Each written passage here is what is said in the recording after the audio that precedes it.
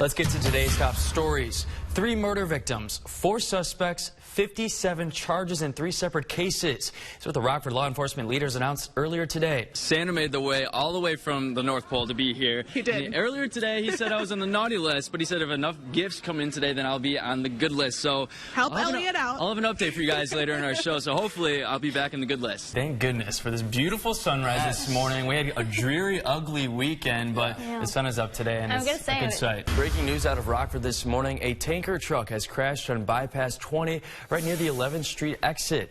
This is a live look right now. As you can see, that truck is on its side. Snow lovers waiting to hit the slopes. The wait is almost over. So close. The snow park at Alpine Hills is opening for the season this Thursday. That's, of course, weather permitting. Sean and Kristen, you're looking at the driveway that leads up to Patricia Wilson's home. Her and her son, Robert, were found dead just a day ago. Take a look at this window. This is where fire crews attempted to rescue 2 men. Now, I did get you a little something. Gosh. All right, I did have to eat a few of these.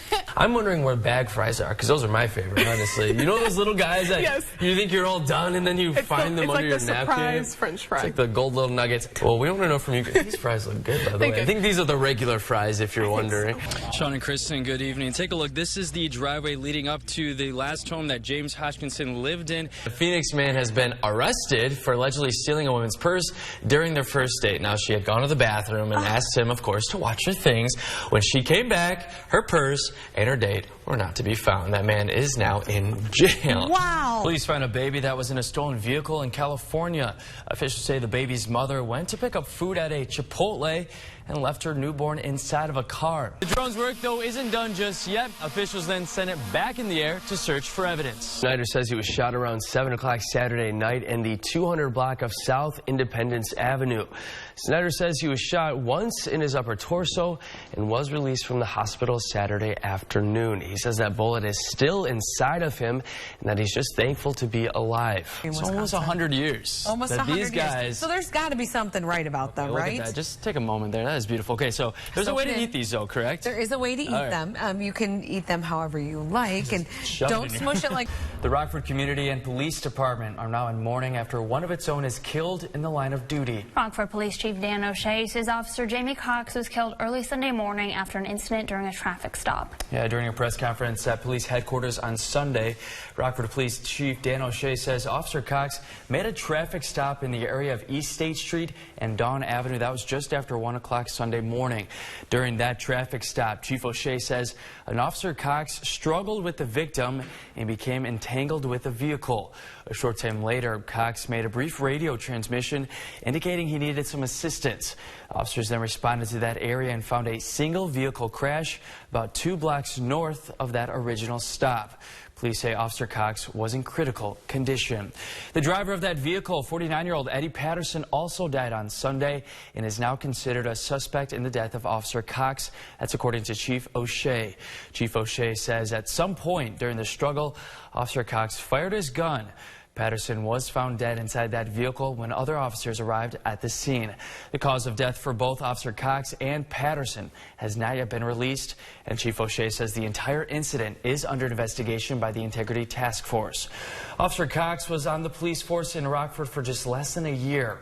This is video from December 2016. At a news conference yesterday, Rockford's mayor and police chief spoke about how officers and the city are now responding to this news. Well, it's been nearly 2 decades since a Rockford police officer on the force had been killed. That officer was 38-year-old Detective Kevin Rice. Back in 2001, Rice was shot 6 times in the chest while investigating suspicious activity in his sister's neighborhood. He was off duty at the time. Rice left behind a wife and 3 children. Police arrested William Buck, who was 19 at the time. He is now serving 60 years in prison for that murder. And it was less than 2 months ago. Another local law enforcement officer was... I'm afraid it's going to fall in someday if we don't take care of it. Melvin Lundstrom has lived next to this bridge since the early 70s. And he says it's been an issue from the very beginning. The bridge should have been replaced a long time ago. Right in the heart of Loves Park on East Riverside, just east of North 2nd Street, lies this small bridge that even city experts say has been a big headache for years.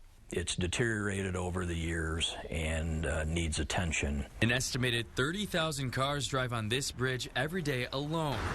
Dan Jacobson, Director of Public Works and Development for Loves Park, says the actual structure of the bridge isn't unsafe. However, the size has caused some problems. It's striped actually to go down to 2 lanes of traffic, but everyone uses it as 4 lanes, so it gets a little close. When vehicles, especially large trucks.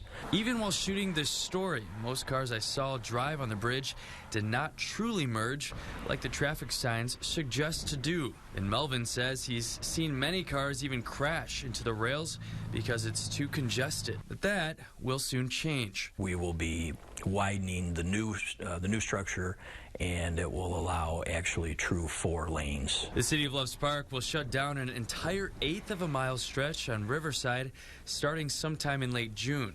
It's all to build a brand new $1.6 million bridge. That construction could last until late fall, meaning no traffic on this busy stretch of road for a couple of months. It's a regional roadway of significance, so carries traffic throughout the region, and so this is really an important project. But Melvin says he can deal with a few months of frustration after 4 decades of worry.